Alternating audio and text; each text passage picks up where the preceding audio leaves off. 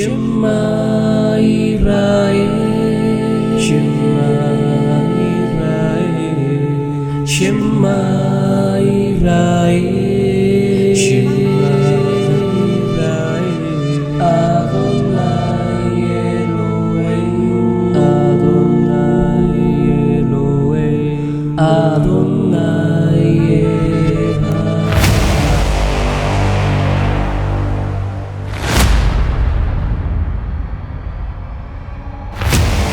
Bienvenidos a Orígenes de nuestra alma, donde la historia y la arqueología se encuentran para resolver paradigmas milenarios, históricos y culturales.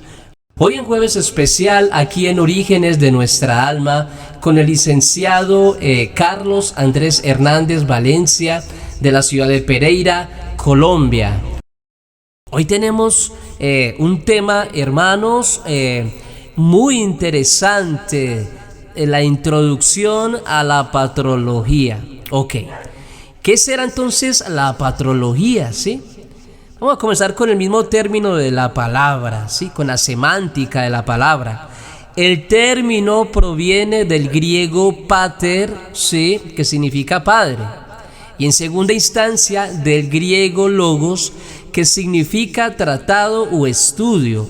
Uniendo estas dos palabras, definimos que patrología es el estudio o el tratado de los padres, conocimiento de los padres.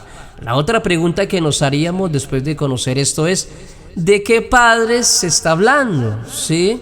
Para contestar se le llaman padres a los padres de la iglesia primitiva, a las antorchas que aún vivían y recibían de primera mano las enseñanzas de los apóstoles de Jesucristo.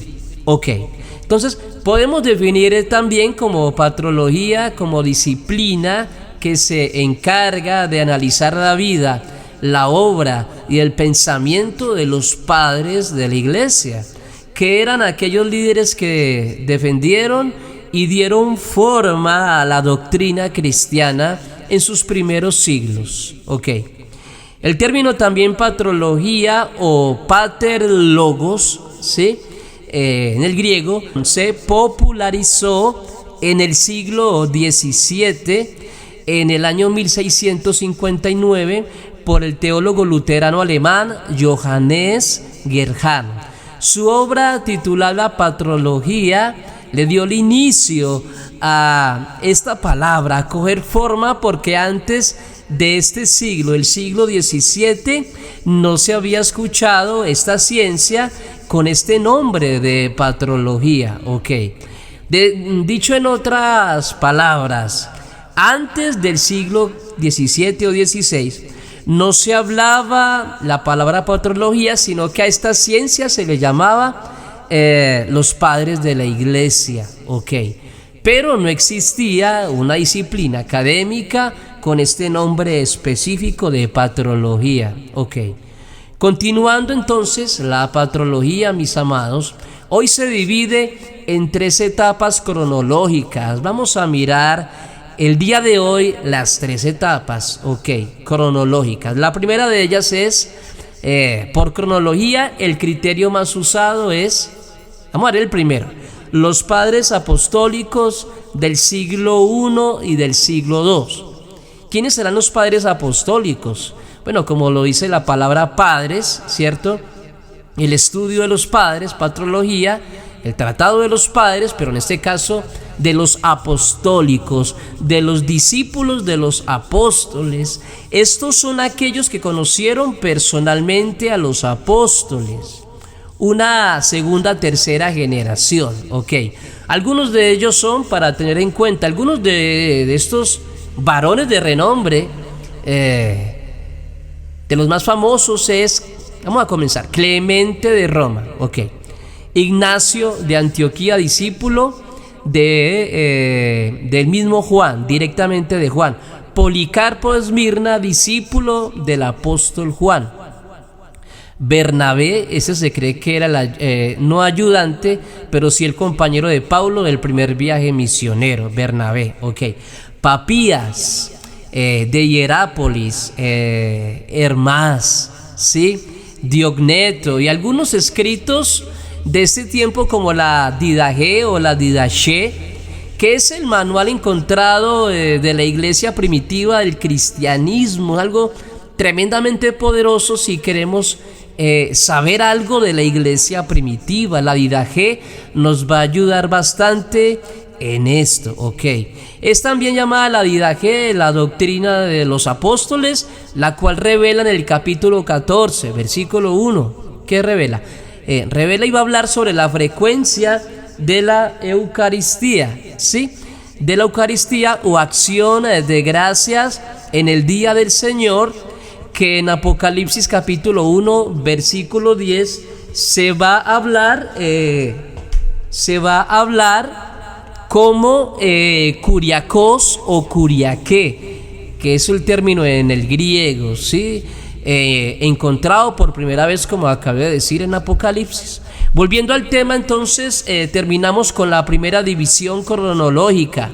Luego vamos con la segunda, la de los padres apologistas del siglo II después de Cristo.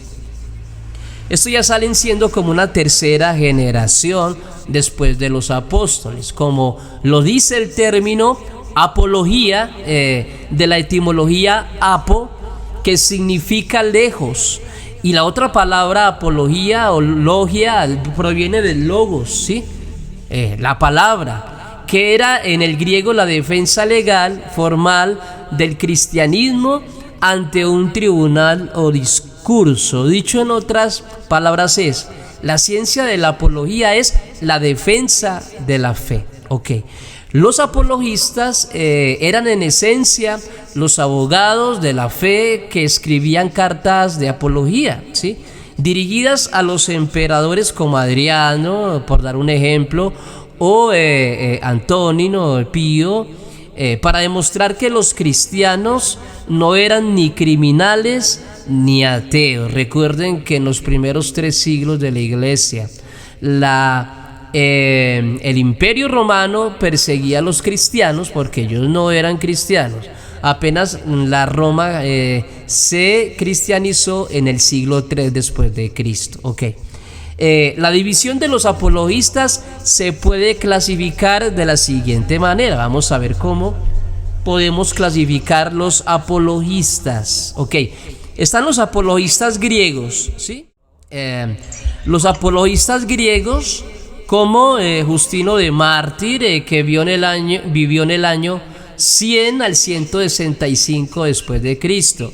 Se cree que es el más importante, ¿sí?, de los apologistas. Este escribió apologías, especialmente el diálogo de Trifón, ¿sí? También vamos a hablar de otro que a mí me encanta, como Ireneo de León, ¿sí?, que vivió en los años 140 al 200 después de Cristo.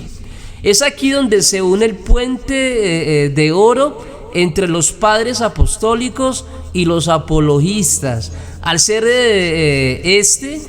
¿quién? Ireneo de León. Al ser Ireneo de León discípulo de Policarpo y del apóstol Juan, fue y es una fuente de primera mano en su defensa contra los herejes. En su escrito, en su magna obra, él escribe sobre la falsa gnosis, ¿sí?, de su tiempo, especialmente sobre los valentinos, sobre Saturnino, sobre Basílides, sobre los ofitas, sobre Marción en el 150, sobre Cerinto, etcétera, etcétera. Y él también escribió otras obras, una pequeña obra pastoral. Ok. Bueno, mis amados, vamos a continuar entonces con otro apologista, como Atenágoras de Atenas del siglo II. Otro de ellos también es Tasiano del siglo II. Otro es Teófilo de Antioquía del siglo II. ¿Qué hizo Teófilo importante para la iglesia? Él aportó por primera vez el término de la palabra Trinidad. Fue el primero en hablar sobre esto, sobre la palabra Trinidad, ya que esta palabra no se encuentra literalmente en la Escritura, ¿sí? Esta es una palabra griega que proviene de la palabra griega trias, para referirse que la deidad son tres personas, un solo Dios. Ok. De Teófilo se sabe de una obra dividida en 3 libros. Demos allá a Teófilo y continuemos con los padres apologistas. Ya estamos terminando. Entonces, para terminar con los apologistas, ellos se defendían en 3 frentes. El primer frente, ellos se defendían contra la filosofía. Segundo frente, se defendía contra el judaísmo. Y el último frente, se defendían contra la Roma imperial. Ok. Entonces, hemos hablado, hermanos, desde el principio, de 2 divisiones cronológicas. La primera, los padres apostólicos, ¿cierto? Y luego los padres apologistas, y por tercera y última, la última división, ¿sí? Podemos llamar los padres de la Edad de Oro del siglo IV hasta el siglo V después de Cristo. Ok. Allí en este auge fue donde se halló, donde se sistematizó la teología, donde la teología encontró su máximo declive tras el edicto de Milán, ¿sí? Por Atanasio, por Basilio el Grande y especialmente por Agustín de Hipona. Ok. En esta etapa de la cueva al palacio, porque ya están en el palacio, ya están en Roma, ya la Roma se cristianizó en la Edad de Oro. Ok. Comienza en el edicto de Milán en el año 313 después de Cristo, cuando el emperador Constantino legaliza el cristianismo. Detalle a tener en cuenta, mis amados. Antes los apologistas escribían para no ser ejecutados, ¿sí? En este tiempo Constantino legaliza el cristianismo y por ende los teólogos cristianos escriben para definir la doctrina oficial en grandes concilios ecuménicos. Vamos a hablar solamente de 4 rápidamente, porque no hay forma de hablar de cada uno. Solamente los vamos a mirar por encima, los nombres. Primer concilio, el concilio de Nicea en el año 325 después de Cristo. Segundo concilio, Constantinopla en el año 381 después de Cristo. Tercer concilio, concilio de Éfeso del año 431 después de Cristo. Y el último concilio de la Edad de Oro es el de Calcedonia, que va del 451 después de Cristo. Ok. Algunos de los padres griegos de esta Edad de Oro son, vamos a hablar de algunos, son, ya dije, Atanasio, ¿sí? Basilio el Grande, Gregorio de Niza, y algunos de los padres latinos de la Edad de Oro son San Ambrosio de Milán, ¿sí?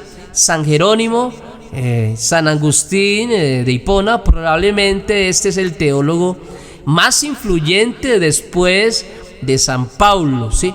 Sus obras son Confesiones y la otra que es muy conocida, que es La Ciudad de Oro. Esas obras marcaron definitivamente los siguientes 1000 años, ¿sí? De la historia del cristianismo. Ok. En esta etapa nace el monasticismo, que es la vida monástica, una forma apartada de la sociedad interrumpida, ¿sí? Es cuando los monjes se van para las cuevas donde estudian, se dedican a estudiar, donde pasan horas de estudio en estos lugares, ¿cierto? Entonces allí es donde nacen varias sectas católicas. Ok. Entonces, no se nos puede olvidar también el historiógrafo por excelencia, Eusebio de Cesarea, que vivió en el año 263 al año 339 después de Cristo. Ok. Eusebio de Cesarea se sitúa justo al inicio de la Edad de Oro y vivió la última persecución de Diocleciano y fue testigo presencial del giro histórico de Constantino. También participó activamente en el concilio niceno, ¿sí? En el 325 después de Cristo, donde se sentó a la derecha del emperador. Ok. Eusebio de Cesarea, este historiador, no fue patrólogo, ¿sí? O padre dogmático como Atanasio, sino como cronista oficial, como historiador. Sin él no conoceríamos al día de hoy casi nada de los primeros siglos. Rescatamos de él, o él rescató, ¿sí?, la obra de Papías, y la obra cumbre de Eusebio de Cesarea es la historia eclesiástica, dividida en 10 volúmenes, donde habla de sucesión apostólica, habla de los mártires cristianos, habla del canon bíblico como fue, y habla también de las primeras herejías del cristianismo. Ok, para terminar, mis amados, en lo personal, a mí, en lo personal, me gusta dividir esta sección en 3 partes también. Vamos a mirar cómo me gusta a mí dividirla. Primera, los presbíteros asiáticos, que muchos creen que son los mismos padres apostólicos, pero hay una gran diferencia que después al tiempo lo vamos a mirar. Ok. Esta es la primera fuente del cristianismo después de los apóstoles. Al ser ellos el cordón umbilical unido con el apóstol Juan, ellos lo vieron, ellos vivieron, lo escucharon, lo palparon. Todos estos eran estudiantes de 2 escuelas de teología, ¿sí?, de pensamiento primitivo. La primera es la escuela de Éfeso, o la tradición joánica, donde se encontraba Juan después de la isla de Patmos, ¿sí? Y la otra es la escuela de Antioquía de Siria, donde surge Ignacio de Antioquía, y posterior, unos siglos después, sale Teófilo, ¿sí? Y por último se encuentra la escuela de Alejandría, donde surge un cristianismo más filosófico, un cristianismo donde van a tratar de unirlo con la filosofía, ya que la mayoría de sus maestros, de sus profesores, como Orígenes, como Clemente de Alejandría, todos ellos eran estudiantes y profesores de filosofía. Allí se ubicaba, Alejandría se ubicaba en Egipto, ¿sí? El más brillante de esta escuela es Orígenes, nacido en Egipto. También podemos hablar de San Cirilo y Atanasio. Estos influyeron en la teología como teólogos latinos, como Agustín, como Jerónimo, como Dídimo, el ciego, que vivió en los años 313 al 398 después de Cristo, que este fue el último director de la catequística de Alejandría, o de la escuela de Alejandría. Ok, hermanos, entonces hago esta acotación para estudiar futuramente y para entender 2 pensamientos bastante distantes de interpretación: el antioqueño y el alejandrino, ¿sí?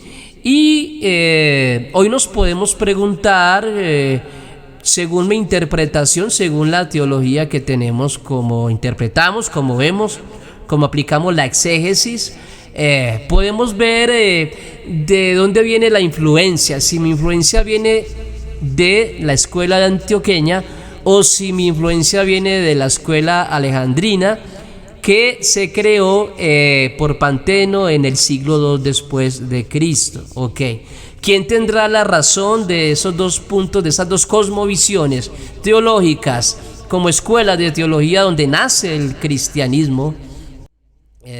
Eso es lo que vamos a estudiar futuramente. Ok, entonces hoy hemos terminado con la introducción de la patrología, mis amados. Posteriormente seguiremos grabando en estas subdivisiones que aprendimos el día de hoy. Entonces no te pierdas nuestro siguiente programa, aquí en Orígenes de Nuestra Alma, con el licenciado Carlos Andrés Hernández Valencia, de la ciudad de Pereira, Colombia, ¿sí? Donde la historia y la arqueología se encuentran para hallar, para encontrar, para resolver paradigmas milenarios, históricos y culturales.